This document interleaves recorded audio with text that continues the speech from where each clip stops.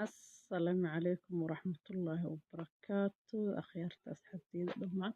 وأن السلامي ما شاء الله وولاشنا أمهان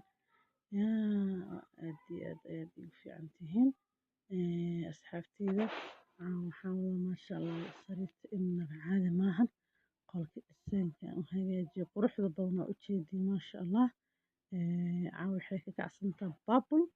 and grey and white waa ujeedin barkimaha waxaa waaye 4 xabo oo purple ah iyo maradooda yartaa oo geeska aan ka saaro purple ah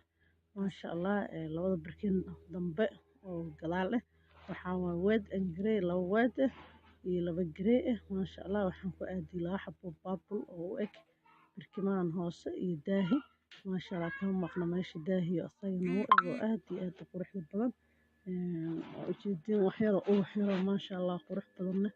oo ku shubay ma sha Allah shumacyada yaryarta ay kan qurux yar kaliya oo guduudka laba xabo guduud waaye laba xabana white waaye waa ujeedin hadda waxaan ku qabtay daahi qolka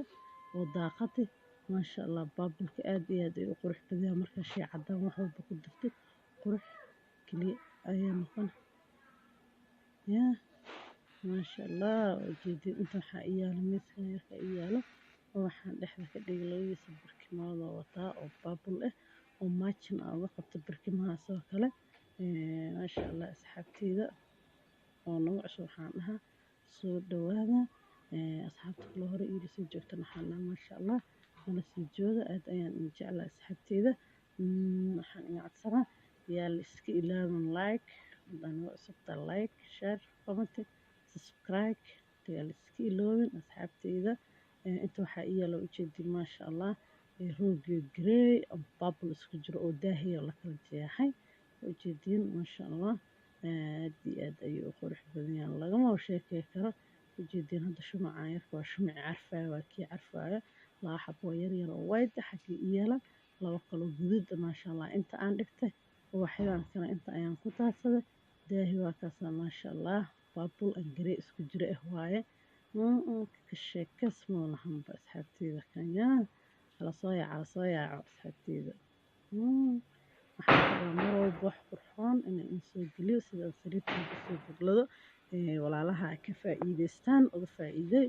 marka waxaa fiican in la kala faa'iideysto markaan waa in faa'iideena adika waa faa'iideysan ma sha Allah leegtaas ay sartiin commentiga subscribe aad ayaa u mahadsantiin asxaabteyda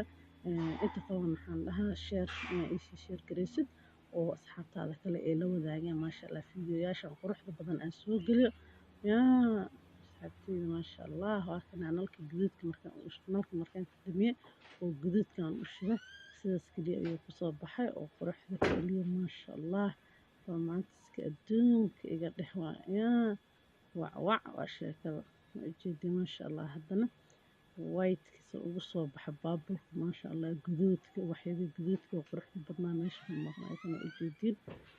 asxaabteyda ma sha Allah soo dhawaada kana raali aad xoogaa codka hirgab ayaa i haayo hadalka badan ma sii wadi kari gaba dhunta dhan xiraa waa dareemi kartiin waxaan dhahay assalaamu calaykum waraxmatullaahi wabarakaatuh